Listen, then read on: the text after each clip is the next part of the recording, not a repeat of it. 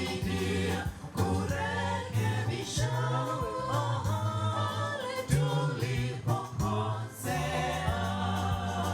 Ni tabia ya Mungu wetu, na tuzitunze sheria hizo, tuziasi sheria zake, na tuziweke mioyoni mwetu.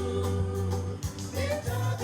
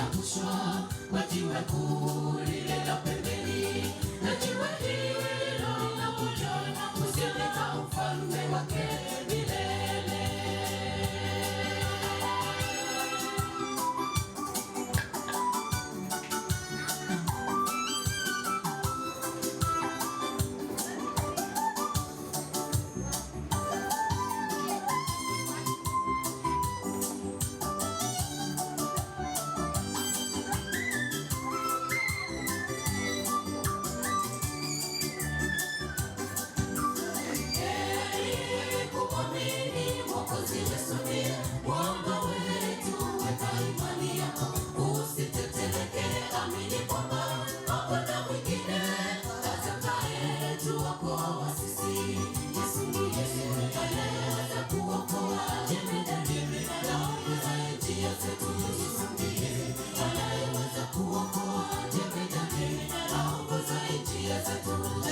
Heri kumwamini Mwokozi Yesu ndiye mwanga wetu, weka imani yako usiteteleke, amini kwamba hakuna mwingine atakayetuokoa sisi. Yesu ndiye anayeweza kuokoa, jemedari aongoza njia zetu. Yesu ndiye anayeweza kuokoa, jemedari aongoza njia zetu. Bwana Yesu kwetu ndiye jiwe kula pembeni, tangu mwanzo ndiye aliyetoa maji wa Israeli jangwani, wakayanywa Goliati aliangushwa kwa jiwe kuu lile la pembeni, na jiwe hilo linakuja kusimika ufalme wake milele. Bwana Yesu kwetu ndiye jiwe kuu la pembeni, tangu mwanzo ndiye aliyetoa maji wa Israeli jangwani, wakayanywa Goliati aliangushwa kwa jiwe kuu lile la pembeni, na jiwe hilo linakuja kusimika ufalme wake milele. Bwana Yesu kwetu ndiye jiwe kuu la pembeni, tangu mwanzo ndiye aliyetoa maji wa Israeli jangwani, wakayanywa Goliati aliangushwa kwa jiwe kuu lile la pembeni, na jiwe hilo linakuja kusimika ufalme wake milele.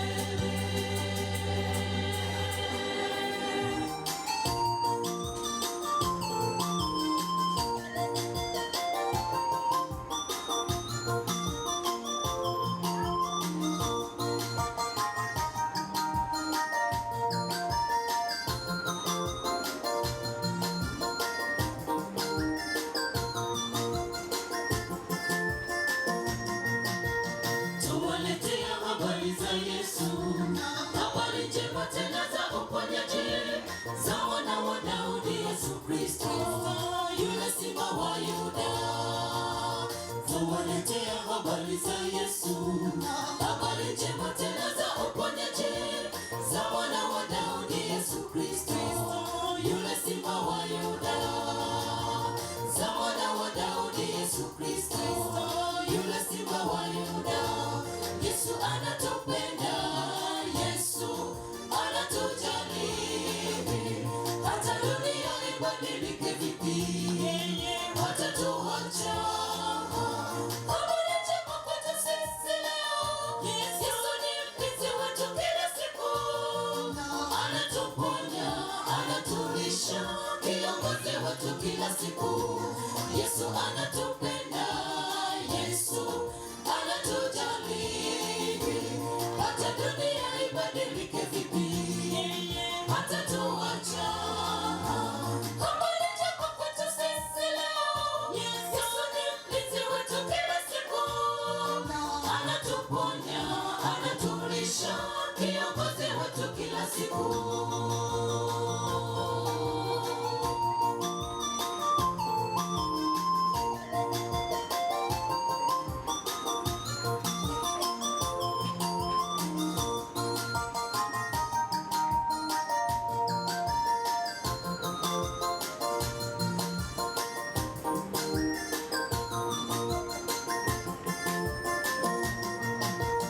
Kuna habari nyingi duniani, tena habari zile zinazopita, lakini habari za Mwokozi Yesu zitadumu milele.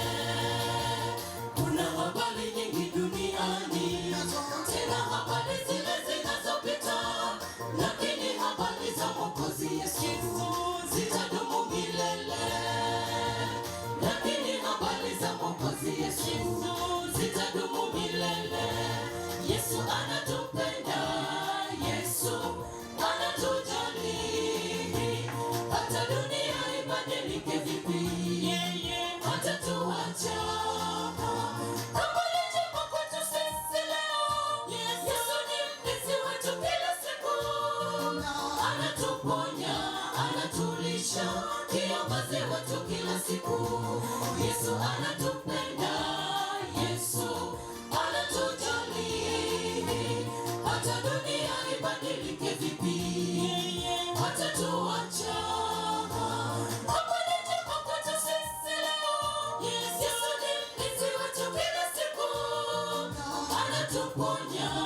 Anatulisha, kiongozi wetu kila siku. Yesu anatupenda, Yesu anatujali, hata dunia ibadilike vipi, hatatuacha. Yesu ni mlinzi wetu kila siku, anatuponya, anatulisha, kiongozi wetu kila siku.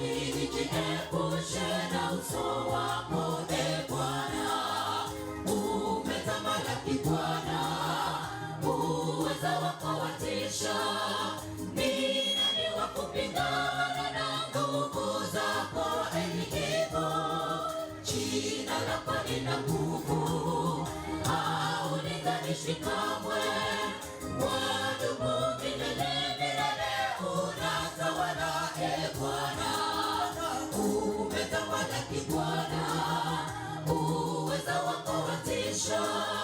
Ni nani wa kupingana na nguvu zako, Mungu?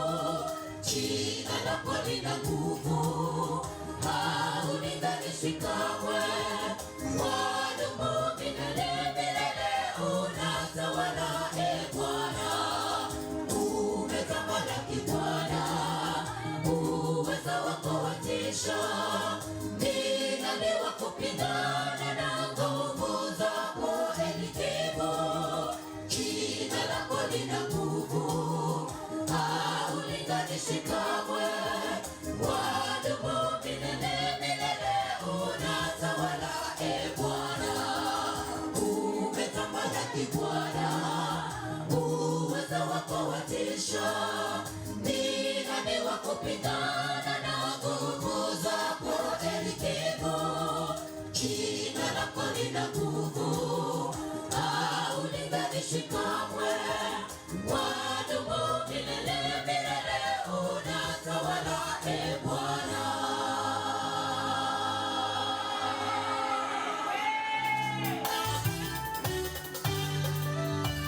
Mungu ni wa ajabu, ajabu zake za ajabu. Alikuweko zamani za mwanzoni, mzee wa siku, hafananishwi na chochote kitu. Ni Mungu wa milele. Huyu Mungu ni wa ajabu, ajabu zake za ajabu. Alikuweko zamani za mwanzoni, mzee wa siku, hafananishwi na chochote kitu. Ni Mungu wa milele. Miungu yote yatulia, jina lake likitajwa, mapepo yote yakimbia. Jina lake likitajwa, tunajivunia jina. Adonai wa enzi yote, hatuna Mungu mwingine zaidi yako Jehova Nisi. Miungu yote yatulia, jina lake likitajwa, mapepo yote yakimbia. Jina lake likitajwa, tunajivunia jina. Adonai wa enzi yote, hatuna Mungu mwingine zaidi yako Jehova Nisi.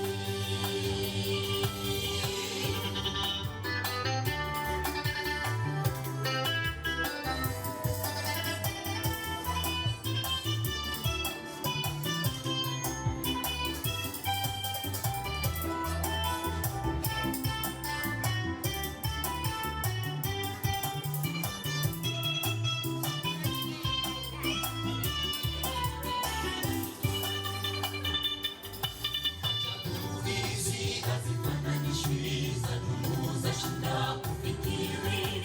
Kutembea juu ya maji na tena kufufuka kaburini, katika yeye tuna nguvu nyingi. Jina Jehova. Ajabu hizi hazifananishwi, zadumu zashinda kufikiri. Kutembea juu ya maji na tena kufufuka kaburini, katika yeye tuna nguvu nyingi. Jina Jehova. Miungu yote yatulia, jina lake likitajwa, mapepo yote yakimbia. Jina lake likitajwa, tunajivunia jina. Adonai wa enzi yote, hatuna Mungu mwingine zaidi yako Jehova Nisi. Miungu yote yatulia, jina lake likitajwa, mapepo yote yakimbia. Jina lake likitajwa, tunajivunia jina. Adonai wa enzi yote, hatuna Mungu mwingine zaidi yako Jehova Nisi. Miungu yote yatulia, jina lake likitajwa, mapepo yote yakimbia. Jina lake likitajwa, tunajivunia jina. Adonai wa enzi yote, hatuna Mungu mwingine zaidi yako Jehova Nisi. Miungu yote yatulia, jina lake likitajwa, mapepo yote yakimbia. Jina lake likitajwa, tunajivunia jina Adonai wa enzi yote. Hatuna Mungu mwingine zaidi yako Jehova Nisi. Miungu yote yatulia, jina lake likitajwa, mapepo yote yakimbia. Jina lake likitajwa, tunajivunia jina Adonai wa enzi yote. Hatuna Mungu mwingine zaidi yako Jehova Nisi. Miungu yote yatulia, jina lake likitajwa, mapepo yote yakimbia. Jina lake likitajwa, tunajivunia jina Adonai wa enzi yote. Hatuna Mungu mwingine zaidi yako Jehova Nisi. Miungu yote yatulia, jina lake likitajwa, mapepo yote yakimbia. Jina lake likitajwa, tunajivunia jina Adonai wa enzi yote. Hatuna Mungu mwingine zaidi yako Jehova Nisi.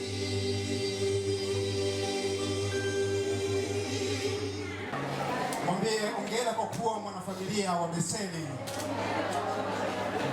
Ni jambo zuri, jambo la heri, na mara baada ya kuweza kupata chakula cha kimwili, na wakati huu tunaendelea kubarikiwa vyema katika masaa haya mazuri ya jioni, na nachukua nafasi kuwakaribisheni nyote ambao mmeweza kufika katika viwanja hivi vizuri vya kanisa la Adventista pamoja na shule nzuri ya Betheli.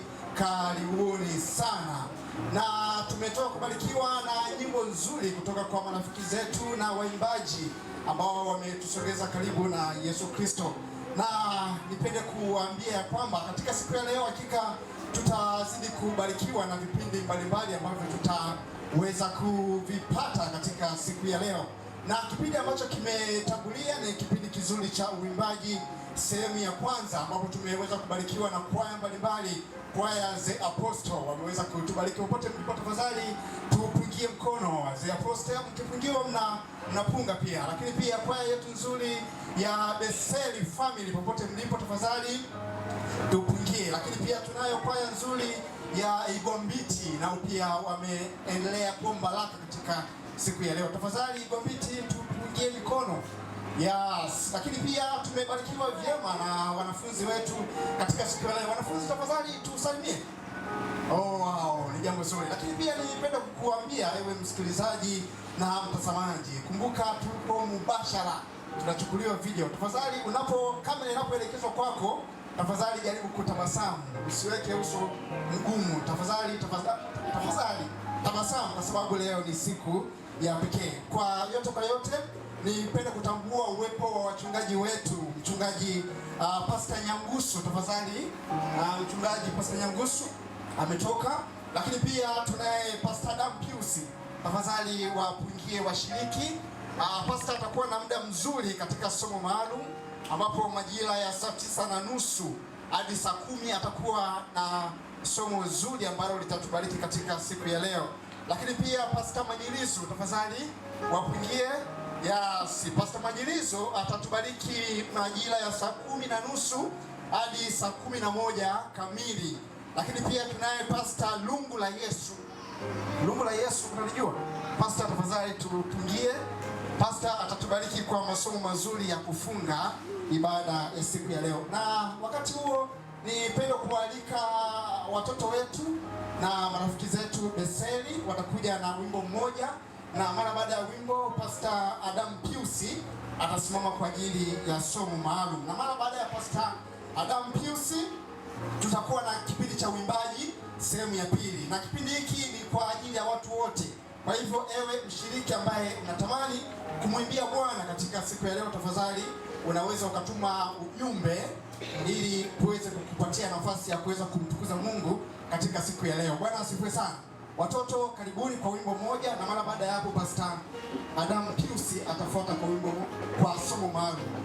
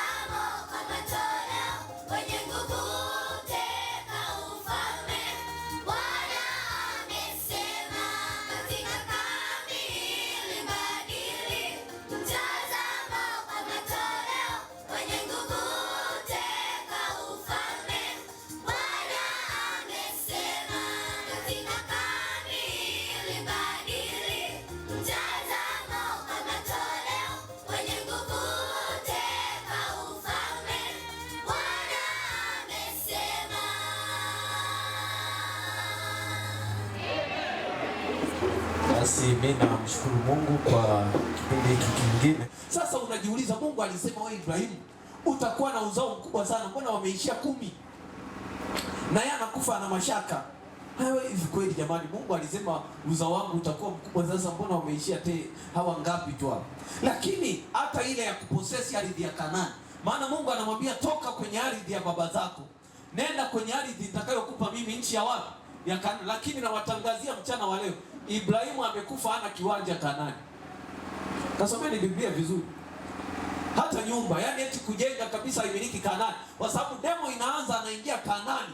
Biblia inakwambia na Wakanaani walikuwepo siku zile. Kwa hiyo anakuta Kanaani imejaa. Wanaume wamesha occupy. na wanakula kweli, na alikuta mijitu inapakia mpaka njaa ikawapiga. Si njaa iliwapigia kule, mijitu inakula na ni mingi. Hiyo yote ina sehemu inaokosa chakula, maana yake there is a problem. Scarcity is there. Kuna scarce of food, financial case, lakini population is high. Kwa hiyo uchumi ulioko pale haufanyi wale watu kuwakidhi, kiasi kwamba wanatakiwa kwenda eneo jingine kujitafutia chakula. Kwa hiyo alikuta kuna hali za design ile, na ndio maana ili muelewe sasa, mchungaji, mbona kama sikuelewi? Ili uelewe ardhi ilikuwa ni issue.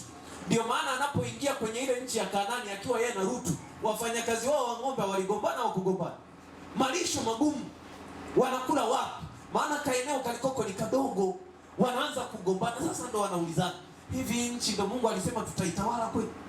Shall we prosper this area? Tutatoboa? Wanajiuliza maswali magumu. Mpaka Ibrahimu anakufa, walichokibahatisha ni yale makaburi aliyozikwa Sara kule Uru wa Wakaldayo, yeye pamoja na Ibrahimu. Lakini nataka niwaambie, ahadi aliyompa Mungu Ibrahimu ilitimia. Si kwa Ibrahimu, kwa mjukuu wake baadaye ambaye ni Yakobo. Yakobo ndiye anakuja anaitawala ardhi ya Kanaani. Uzao wake unatoka Misri utumwani, unapita safari yote ya jangwani mpaka wanaingia Kanaani, wanaizunguka Yeriko, mji unaanguka, taifa la Israeli linaitawala Kanaani. Sema amen. Sasa hiyo mimi ilinifundisha mimi, hata kama Mungu amesema hata nisiporithi mimi, wajukuu watarithi kwa jina la Yesu. Kwa hiyo kuna mengine hayatatimia kwako. Hata Ibrahimu angekuwa very selfish, angesema lakini Mungu niliomba, nilitaka litokee.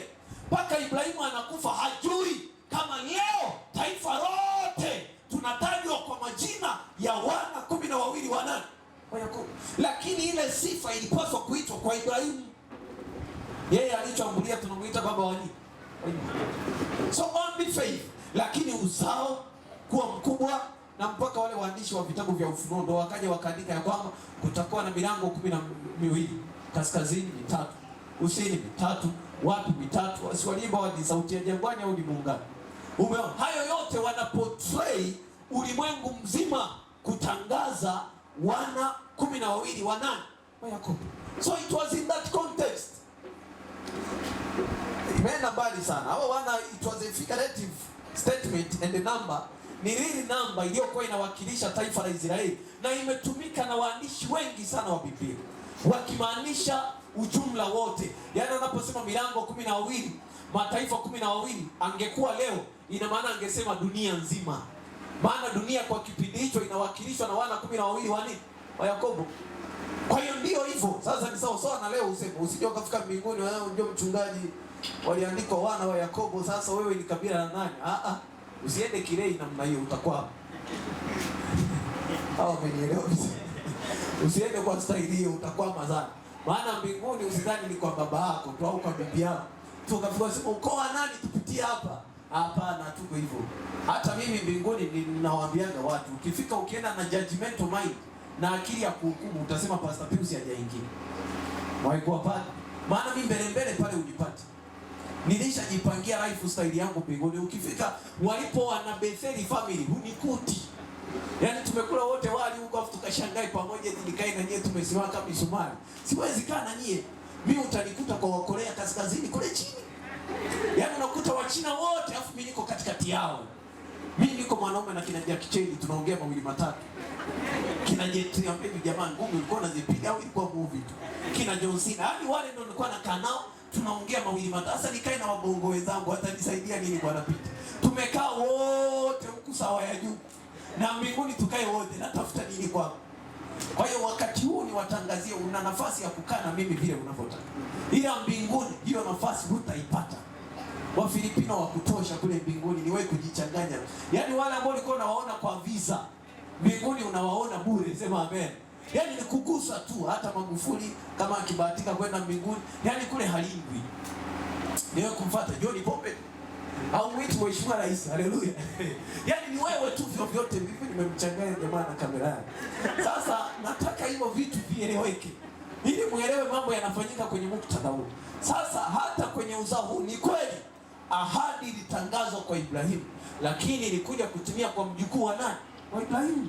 Kwa hiyo mambo haya yatakiwe kuwa na haraka. Kumbe Mungu alitamka kwa Ibrahimu, lakini Mungu akijua litakuja kutimia kwa kizazi cha 3 cha tunatakiwa kulijua, maana dunia ya leo watu tuna haraka sana na uvumilivu imetushinda. Yaani tumeanzia hapa, tumepiga hatua hii, hapo hapo nataka upate nyumba, hapo hapo gari 7, hapo hapo na wake 5, hapo hapo na nini. Kumbe hujui life is a matter of a process.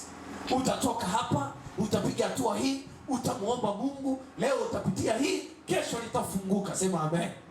Kwa hiyo ndivyo mambo yalivyo. Sasa kwa uzao wote huo uliopita, baadaye ndiye akaja Musa, wana wa Israeli wakiwa utumwani, na yeye ni lineage ile ya wajukuu wa Ibrahimu, kwa ni mule mule ndani. Sasa anapokuja Musa, kenyewe kalikuja na maajabu yake. Of course Musa kaliumbwa na maajabu, yaani miongoni mwa watu waliozaliwa na exceptional abilities. Yaani alizaliwa na kitu cha ziada. Nimesema exceptional ability, kuna katoto kameitikia. Hivi jamaa viko smart sana. Nimegundua viko very blind. Jamani, wapeni amina watoto hao. Inaonekana Betheli kuna walimu wanaojielewa. Nisema hao watoto ameitamka hiyo exception mpaka nimeshtuka. Maana ameitamka sio Kisukuma wala Kipale, yaani kaitamka Ki-English. Kaisrailisha. Unajua maana ya kusrailisha? Kaitamka vizuri sana. Hao watoto wako smart. Sasa nisikilize. Huyu Musa alipozaliwa na uwezo wa ziada, miongoni mwa sifa alizozaliwa nazo, zingine unaweza usiziamini, sikulazimishi, niachie mimi mwenyewe, maana na uwezo wa kuyabeba. Kama kifua chako ni kidogo, achana nalo. Musa inasadikika, maybe, probably, alizaliwa akiwa na uwezo wa kuongea. Hello?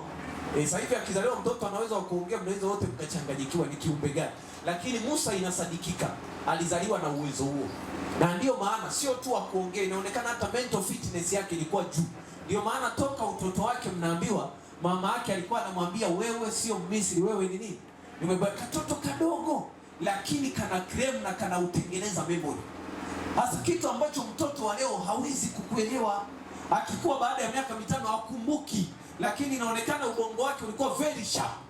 Fakta namba 2, inaonekana alizaliwa ametairiwa. Nakwambia ni mazito. Kwa usibebe yote. Na ndio maana ukisoma Biblia kitabu cha Kutoka chote, hauoni siku Musa ametairiwa ni lini. Hautaiona. Sasa wanazuoni wanajaribu kusema he was born circumcised. Yes, sio wa kwanza. Alafu mna simu siku hizi, simu hizi za Google, nendeni ukagugo who was born circumcised is Moses among them. Kagugo, kasomeni, hatuwapangi. Sasa kinachotokea miongoni mwa watu inaosadikika walizaliwa na nature hiyo ni sawa na Adamu yule wa Edeni. Sasa Adamu wewe amezaliwa leo anaambiwa akafanye tendo la ndoa, wazee waongezeke leo. Yule jamaa hajapitia kubale, hajapitia utoto, yaani amezaliwa ni mtu mzima. Kwa hiyo Adamu akikuona wewe hivyo, anasema kamepitia hali gani? Maana yeye utoto haujui. Yaani huwezi ukajifunza utoto kwa Adamu, utaprove failure, haujui. Na ndio maana hata malezi yake kwa Kaini na Abeli yana tabu. He knows nothing about nature. Hivi mnanielewa watumishi wa Mungu? Nataka mfikirie tu kidogo, mshughulishe ubongo wenu. Sasa tunapokuja kwa Adamu, anazaliwa na yeye ni complete circumcised, kwa sababu ukisema Adamu alitairiwa na mwanadamu mwingine, maana yake ni mwanae. Au Eva ndiye mtairi. Kwa sababu wote wanaozaliwa na Adamu ni watoto wake. Sasa wote utakubali utairiwa na kijana wao? Huwezi kumake sense. Kwa hiyo yeye alizaliwa a complete man. Sio yeye, tukasome fanya biblical researches, utagundua kuna wengi wanatajwa, wengi tu. Sitaki kuongelea, ila nataka nishughulike na Adamu pamoja na Musa. Musa ndio ajenda yangu. Inasadikika alizaliwa born circumcised, complete in brain, uwezo wake wa kufikiri na kuamua mambo ulikuwa ni mkubwa sana. Sasa ukiacha hapo, hayo yote aliyozaliwa exceptional abilities, baadaye alipata na taaluma. Adamu alisoma, Musa almost degree zaidi ya 5 Musa alisoma hesabu. Hizo hesabu ilikuwa ni degree, tulikuwa tunaita logic, sio mathematics. Sasa logic alisoma Musa, alisoma na Paulo pia alisoma hesabu. Na watu wengi waliotumika kwenye Biblia na Mungu, wengi vichwa vyao vilikuwa vya mathematics. Sasa sijui kwa sababu enzi hizo taaluma kubwa 3 zilizoheshimika kwa miaka hiyo zilikuwa 3 tu. Hesabu, yaani hiyo ndio ilikuwa sayansi yenyewe. Yaani ukipiga hesabu wewe unaonekana mwanaume. Ya pili sheria. Kwa hiyo wanasheria, ndio maana unasikia wale wanasheria waliokuwa wanamhoji Yesu, people of the law, watu wa sheria. Yaani walionekana umesoma sheria, umesoma hesabu, mwisho ilikuwa elimu Mungu anaita theolojia. Kwa hiyo elimu 3 hizi ndio zilionekana. Wewe ukiwa na hizi, awe ni mwanaume. Bachelor ya Kiswahili enzi hizo ilikuwa haina market. Waikuwa pale. Yaani watu wa vitenzi vishirikina na vishirikishi. Enzi hizo mlikuwa hamna soko yani. Ulikuwa ukisoma una kazi. Lakini ukila hesabu, ukila sheria, ukila elimu Mungu una kazi. Yaani hata uombi kazi popote. Hata San Edwin tutakuajiri kwa sababu ya ubongo wako.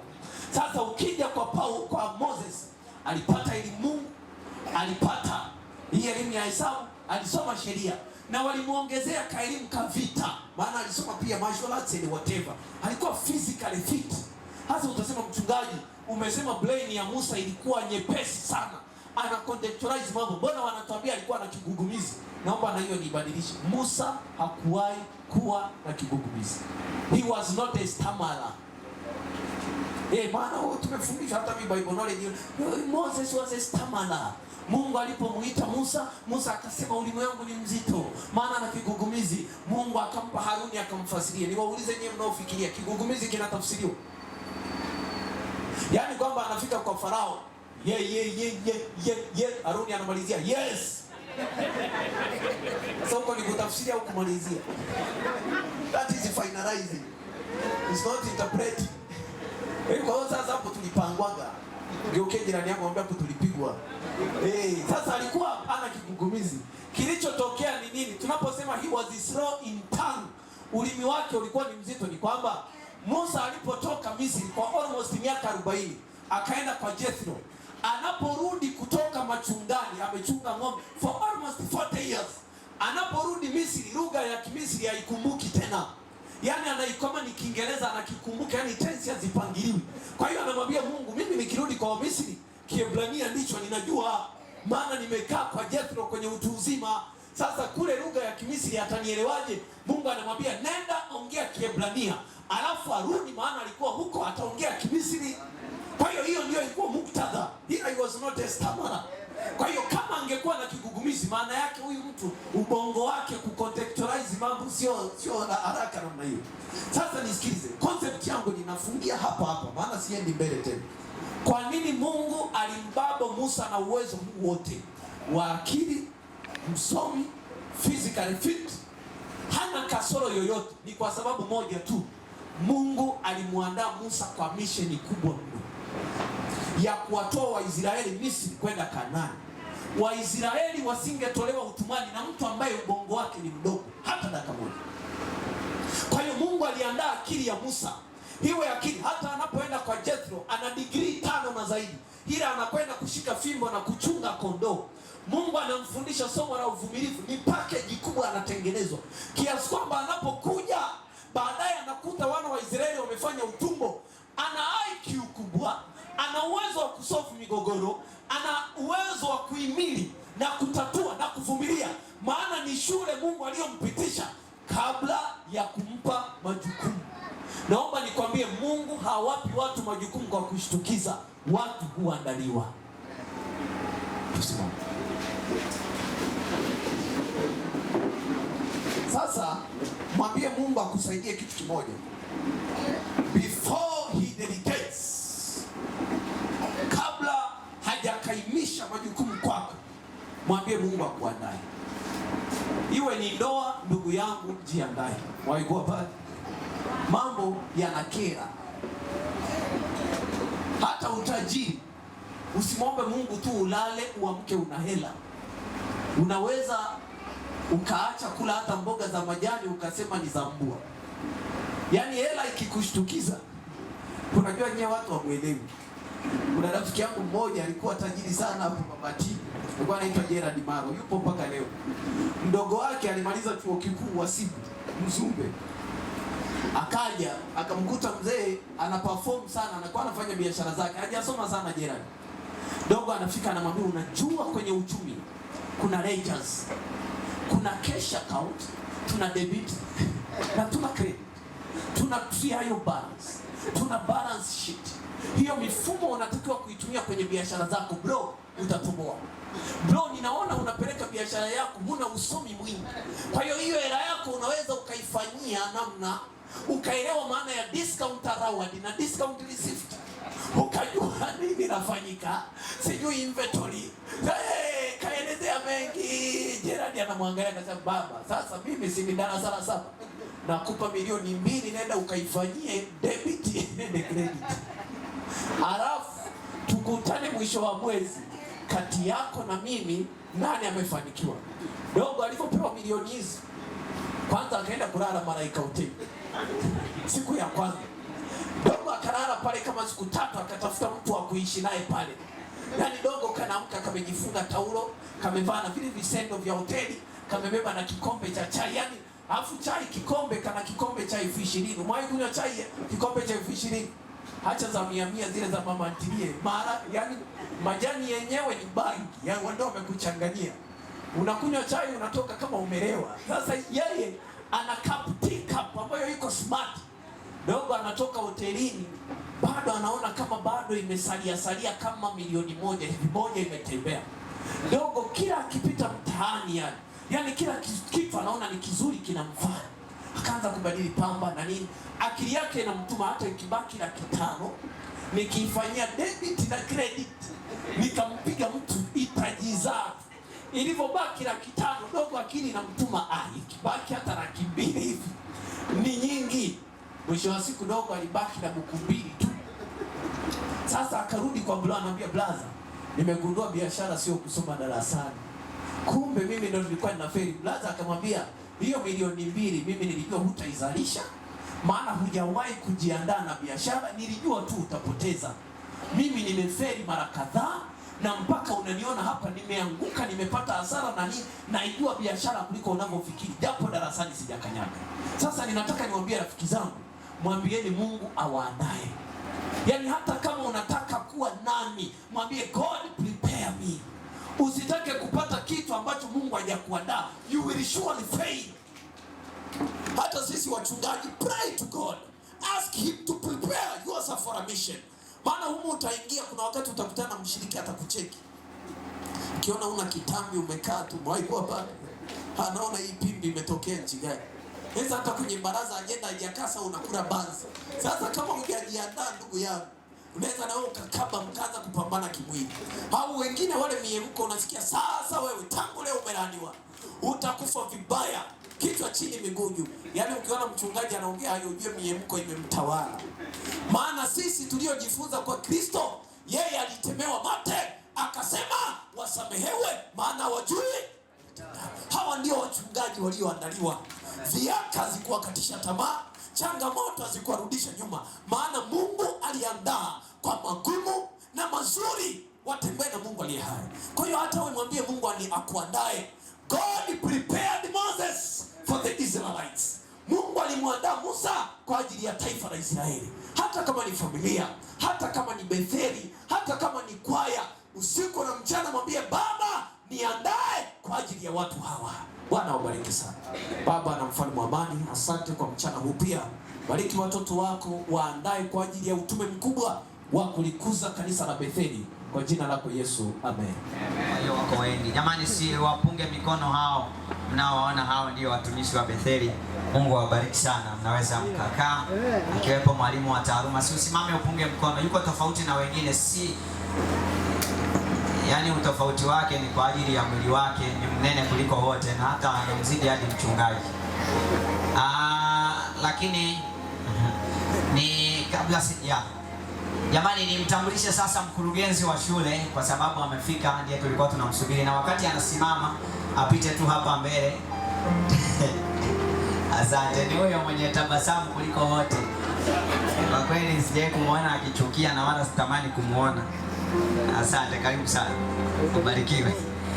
Ni mwisho kabisa, japo si kwa umuhimu, kabla sijawanyanyua wageni na kuja kwa ajili ya kupokea zawadi zao, ni msimamishe tu hapo alipo mke wangu. Mimi huwa simuite mama mchungaji, ila ni mke wangu, na yeye hapo alipotoa simame ili angalau moja sije tu akakukanyaga kwenye ice. Wewe dada una akili gani? Lakini akikukanyaga una mstari tu, ndiye huyo. Na nakatoto ketu ka mwisho wako kanaitwa ka Albert. Hatuna mpango wa kuzaa tena. Sasa ni waombe wageni wote nje na kwaya kwanza. Muombe Sir James kama yuko maeneo haya, kuna yule mgeni wetu nafikiri ameondoka, tumpatie hii zawadi kwa ajili yake na atampelekea. Yule mgeni wetu nadhani ameondoka, kama yuko Mwalimu James au mke wake basi aje kwa achukue hii zawadi alafu atampelekea, maana yeye ameondoka kabla hajapewa. Ili muombe kiongozi wa kwaya yetu ya The Apostles. Yaani sio kwamba sipiki Kiingereza namna hii, lakini hiyo jina linakuwa linakiingia. The Apostles, kiongozi mmoja apite mbele, lakini niombe kiongozi wa kwaya yetu iliyotufikia jioni ya leo, kwaya ya vijana apite mbele na yeye pia kwa ajili ya zawadi ya kwaya ya Igwambiti. Mungu awabariki sana.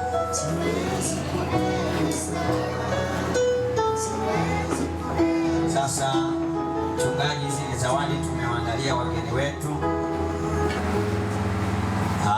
Ametenda maajabu nami siwezi kueleza, siwezi kueleza. Ametenda maajabu nami siwezi kueleza. Ametenda maajabu, ametenda maajabu nami siwezi kueleza, siwezi kueleza. Kwa wimbo nilikuwa namalizia ili angalau achukue zawadi yake. Jamani, sio kwamba alikuwa amesahau, ni protocol iko hivyo, lazima tu ilitakiwa awe wa mwisho, anaelewa. Na nitoe wito, huenda kuna wengine huwa wanabaki kwenye wito wanakuwa wa mwisho. Tuletea leo ndani ya familia ya Betheli. Tumefurahi kuwa na The Apostles, tumefurahi kuwa na Igwambit, tumefurahi kuwa na wageni wengine wote waliokuja kwa mara ya kwanza. Baba, jina lako na litukuzwe kwa ajili ya wageni hao. Tunakuomba kwa leo walipotufikia na kwa namna walivyojali wito wetu, basi wabariki siku zote za maisha yao. Hata saa itakapofika wakaondoka, basi waende, na watakapofika wafike salama kwa ajili ya utukufu wa jina lako. Lakini tutatamani wakawe mabalozi wazuri wa Betheli family. Hata shule yetu kwa ujumla, wakiulizwa ni shule gani ya kupeleka watoto, wenyewe kwa dhamiri za wazi waseme Betheli ni familia bora. Wakawe mabalozi wazuri, wakatuwakilishe vyema. Yote kwa yote, jina lako likainuliwe kupitia Betheli. Asante kwa ajili ya program zote za leo. Wape fursa ya siku nyingine tena kukutana nao kwa furaha. Na timu yote ya wenyeji pamoja na wageni, tupatie fursa iliyo kuu ya kuurithi uzima wa milele. Asante mfalme wa amani, kwa jina lako Yesu, amen.